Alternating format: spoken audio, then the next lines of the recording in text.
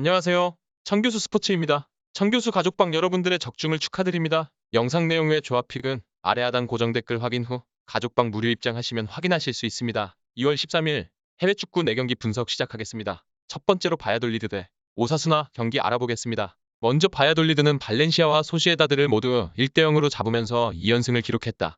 소시에다드 전에서는 바야돌리드의 강점이 두드러지는 모습이었는데 상대의 슈팅을 최대한 먼 곳에서 하게 만들면서 슈팅의 정확도를 상당히 줄여버리는 모습을 보여주었다.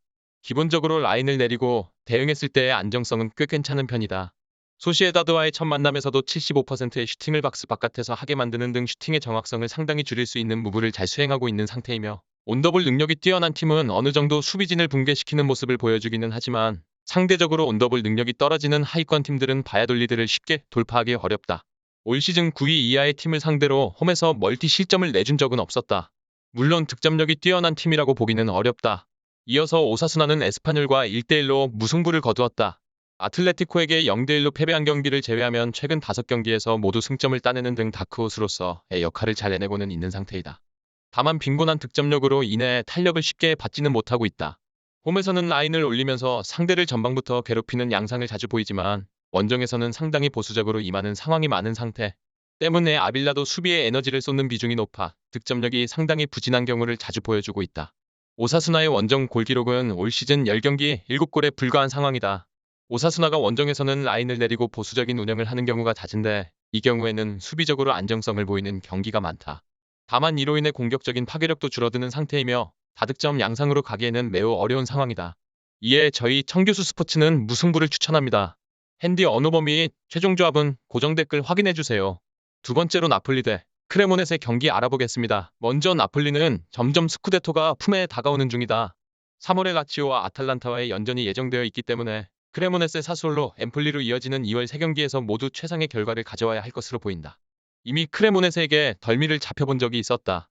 컵 대회에서 2대2 무승부를 거두고 승부차기에서 져버린 코파 이탈리아 경기였는데 경기가 꼬일 기미가 보이자 김민재 등 주력 선수들을 대거 투입했음에도 크레모넷의 저력에 당하고 말았다. 물론 선발 자원들이 경기 시작부터 나올 이번 경기에서는 그때와는 다른 경기력을 보일 가능성이 높기는 하다. 물론 지난 스페치아전 3대0 승리에서도 선수들의 컨디션이 썩 좋아 보이지는 않았다. 전반적으로 집중력이 떨어지는 모습이었는데 상대 수비에서 실수가 자주 나온 덕에 겨우 승리를 거뒀다고 볼 수 있었을 정도이다. 그래도 선제골이 터짐에도 지키기보다는 라인을 더 올리면서 상대를 공략하는 특성의 무서움은 잘 보여주었다는 점은 꽤 긍정적으로 볼 수 있었던 대목이다. 이어서 크레모네세는 아직 리그에서 승리가 없는 상태다. 컵대회에서는 나폴리에 이어 로마까지 잡으면서 돌풍을 이어가고 있고 경기장 내에서 보이고 있는 경기력도 승리가 하나도 없을 정도로 처참하지는 않다는 평인데 운이 따라주지는 못하고 있는 상태이며 중앙을 틀어막고 거친 태클까지 불사하는 후방에서의 압박 능력은 꽤 괜찮다는 평가다. 이 방식으로 로마의 전개를 방해하면서 승리를 낚아온 만큼 전술 수행 능력은 상당히 훌륭한 상태다. 앞서 언급한 꽤 좋은 경기력 역시 크레모네스의 압박 시퀀스와 조직적인 전술 수행 능력을 높게 평가한 대목이라고 할 수 있을 것이다.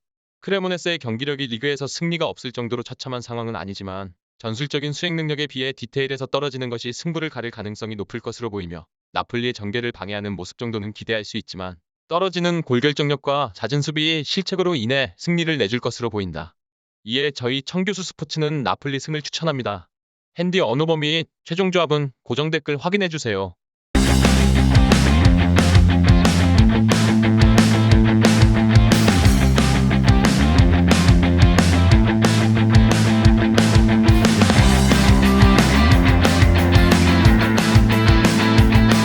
세 번째로 리옹 대 랑스 경기 알아보겠습니다. 먼저 리옹은 1과 2대2로 무승부를 거두었고 승부차기 끝에 승리를 거두면서 까다로운 전력의 상대를 넘고 컵대회에서 살아남았다.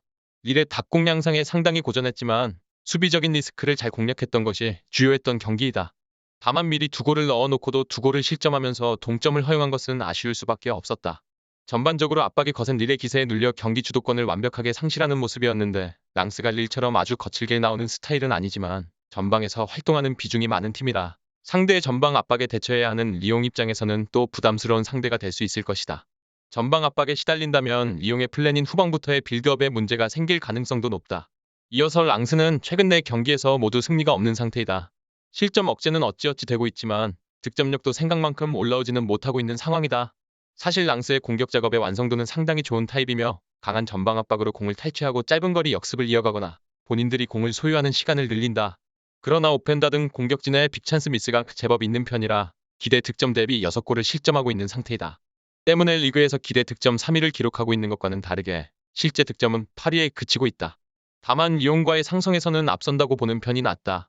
리옹이 지난 경기에서 릴의 전방지향적인 무브에 상당히 고전하면서 2골을 따라잡히는 모습을 보여주었는데 랑스도 전방부터 압박하면서 파리 생제르맹을 잡아내는 등 상당히 전방지향적인 모습을 보여주기 때문에 랑스 공격진의 효율로 많은 득점으로 연결될 수 있을지는 알 수 없으나 기회 자체는 랑스가 꽤 잡을 수 있을 것으로 보인다. 이에 저희 청교수 스포츠는 랑스 승을 추천합니다. 핸디 언어버 및 최종 조합은 고정 댓글 확인해주세요. 네 번째로 비아레알 대 바르셀로나 경기 알아보겠습니다. 먼저 비아레알은 꼴찌 엘체에게 1대3으로 덜미를 잡히고 말았다. 상대 미드필더인 밀라에게 해트트릭을 허용해버린 것이 치명타였는데 페널티킥을 2번이나 내주면서 박스 안 수비가 불안해졌던 것이 팬이 되고 말았다. 라요전에서 상대 전방 압박에 맥을 못 쳤던 경기를 주목해볼 필요가 있다. 최근 바르셀로나가 가짜 윙 전술을 채택하면서 전방과 중원의 압박 강도를 높이고 있는 상태이다. 때문에 상대의 후방 빌드업을 방해하고 턴오버가 일어났을 경우에는 역습으로 이어가면서 경기력이 상당히 올라왔다. 굳이 후방 라인이 아니더라도 빌드업의 핵심인 파레오가 민첩성이 부족한 유형이기 때문에 중원에서 턴오버가 일어났을 경우에도 수비적인 위기가 나올 수 있다.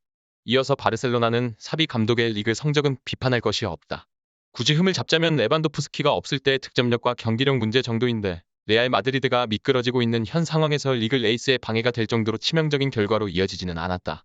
최근 사비 감독의 아이디어는 가비의 중앙 관여도를 높이고 발대와 알바가 직선적으로 움직이면서 중원과 전방의 숫자를 늘리는 것이다. 왼풀백이 전진하면서 상대 수비가 쏠리면 우측에 배치되는 페드리에게도 공간이 상당히 많이 나오고 있다. 강팀들을 상대로 중원 리스크와 꾸준한 압박 능력을 유지할 수 있는 상태이다. 가짜 윙 전술로 바르셀로나가 수비 리스크와 압박 시퀀스를 꾸준히 가져가고 있는 것이 커 보이며 기본적으로 중원을 두텁게 가져갈 수 있는 전술이라 강팀을 상대로도 중원 싸움에서 쉽게 밀리는 양상은 나오지 않을 것으로 보인다. 이에 저희 청교수 스포츠는 바르셀로나 승을 추천합니다. 핸디 언어버 및 최종 조합은 고정 댓글 확인해주세요.